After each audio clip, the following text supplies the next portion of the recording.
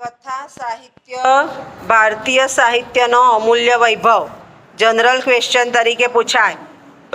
બાજુમાં લખી દેવાનું કઈ રીતે પૂછાય. જનરલ ક્વેશ્ચન તરીકે પૂછાય. સમજી લો. ભારતીય સાહિત્ય એટલે આપણું, સંસ્કૃત સાહિત્ય એટલે આપણું, ત્યાર પછી બીજા બધા સાહિત્ય આવ્યા. ભાષામાં પણ સૌપ્રથમ ભાષા સંસ્કૃત, ત્યાર પછી બીજી બધી ઇન્ડો યુરોપિયન ભાષા આવી. તો આપણું કંઈ ખાલી બોલીને અટકી ગયા, પણ આપણામાં શું છે, આપણામાં કેટલું મહત્વ છે, આપણું કેટલું શીખવાડે છે એ આપણે સમજતા નથી. ભારતીય સાહિત્યમાં કેટલીક બાબતો એવી છે કે જે તમને કંઈક સમજાવી જાય છે.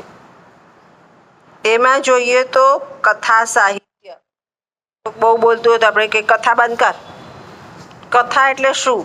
તો વાત, વાર્તા કંઈક કહે છે એટલે એને કહેવાય કથા. અને સાહિત્ય તો એની અંદર કંઈક રજૂ થાય છે, એમાંથી ઉપદેશ મળે છે, એમાંથી કંઈક નીતિ મળે છે, એમાંથી કંઈક જાણવા મળે છે. એ આપણી પાસે ભારતીય સાહિત્ય પાસે આપણે લખ્યું અમૂલ્ય વૈભવ, એ પુષ્કળ છે. એ આવ્યું ક્યાંથી? તો હવે તો કદાચ નથી થતું, પણ અમે નાના હતા ત્યારે પેલા કઠપુતલીના ખેલ આવતા હતા. અત્યારે આવે છે? નથી આવતા, બંધ થઈ ગયું. આ કથા સાહિત્ય છે ત્યાં જ, કઠપુતલીના ખેલમાં પણ કઠપુતલી પોતે આંગળીથી સંચારણ કરે અને જુદી જુદી બાબતો આપણને સમજાવે. થોડુંક જ બોલે છે, કઠપુતલીને અભિનય કરાવે છે ને આપણે સમજી જઈએ છીએ. એટલે ત્યાં કેટલીક વાર કઠપુતલીમાં એ આક્રમણ પણ કરાવે, સૈન્ય આવીને રાજા દોડ્યા તો આપણે હસીએ પણ છે, મનોરંજન આપે છે, ઉપદેશ આપે છે. આ સાહિત્ય ક્યાં? તો એ ભારતીય સાહિત્યમાં છે. કઠપુતલીનો ખેલ એ ભારતીય સાહિત્યમાં છે. હવે આ મળ્યું ક્યાંથી? તો આપણા કેટલાક ગ્રંથો છે. કયા કયા ગ્રંથો? તો બૃહત કથા શ્લોક સંગ્રહ, એની અંદર કથાઓ આપી છે. બૃહત કથા મંજરી, એની અંદર પણ જુદી જુદી કથાઓ છે. અને કથા સરિત સાગર, એમાં પણ છે. આ ગ્રંથોમાં જે કથા સાહિત્ય છે એ ઉપદેશાત્મક રીતે રજૂ થયેલું છે અને એમાંથી કથા સાહિત્ય લીધેલું જોવા મળે છે, જે આપણને કેટલીક પ્રાચીન બાબતો તો શીખવાડે છે. કઠપુતલી જોતા હોય અથવા કોઈ કથા વાંચતા હોય તો રાજકુમારીનો ઉલ્લેખ કર્યો તો આપણે સમજી જઈએ છીએ કે આ પાત્ર રાજકુમારી તરીકે આવ્યું. પછી બીજી વાર આપણે સમજાવવું નથી પડતું કે આ રાજકુમારી છે, આપણે એ પાત્રના નામથી જ ઓળખી જઈએ કે આ રાજકુમારીનું પાત્ર છે.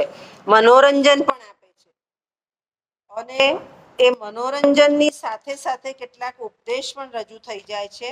એ ઉપદેશ કેવા? તો લોક સમાજને, જન સમાજને, સામાજિક બાબતોને મળી રહે એવા ઉપદેશ એની અંદર રજૂ થયા હોય છે.